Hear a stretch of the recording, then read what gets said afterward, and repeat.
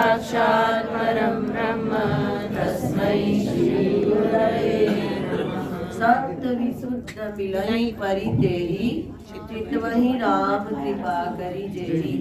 तुलसीदास जी कहते हैं कि विशुद्ध संत उसी को मिलते हैं जिन पर भगवान राम कृपा करके देखते हैं। तो देखो सब पर भगवान ने कृपा करके देखा, तभी तो हमें श्री गिरी माँ जी के दर्शन हुए, इतने महान संतों के दर्शन हुए। तो श्री गिरी माँ जी की कृपा से इस बार का अवतरण दिवस महोत्सव सभी भक्तों ने श्री राम नाम जप में, श्री गीता शांकर भाष्य में, रामचरितमानस नवान परायण अर्थ सहित इसमें सबने उत्साह पूर्वक भाग लिया। जिसने लिया उसके धन्य भाग। कईयों ने घर बैठे भी पाठ किया।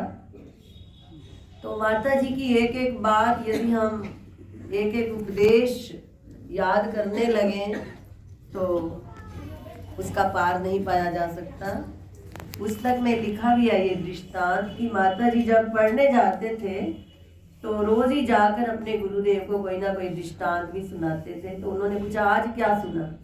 तो कहते मेरे आगे आगे दो व्यापारी जा रहे थे, कोई आलू बेचने वाला था तो वो कहता दूसरा उसको आलू बेच दे, आलू बेच दे, अब भाव लग गया। तो माता जी ने कहा फिर आपने क्या सीखा उनसे? तो कहते हाँ ये मनुष्य शरीर बड़ा दुर्लभ है, अब इसका भाव लगा हुआ है तो भजन कर लो, भजन करन की यही तेरी वीरिया। तो बड़े भाग मानुष तन पावा, सुर दुर्लभ सज्जन धन गावा। जिसको हम व्यर्थ में गवा देते हैं एक एक श्वास को, कभी क्रोध करके कभी लोभ करके, बैठे बैठे भी क्या कुछ सोचते रहते हैं या मोबाइल चला लेंगे व्यर्थ में, परंतु हमें एक एक श्वास अमोलक मिला है, ये भाव लगा हुआ है तो इस समय भजन कर लेना चाहिए। तो बस हमारी गिरी माँ जी से यही प्रार्थना है कि हम अपने इस जीवन को व्यर्थ ना करें। जातो ही कोई से पुनर्न जन्म। माता जी तो अपना जीवन सफल कर गए, हमें भी अब सफल करना है। भाव लगा हुआ है तो इसको व्यर्थ नहीं जाने देना।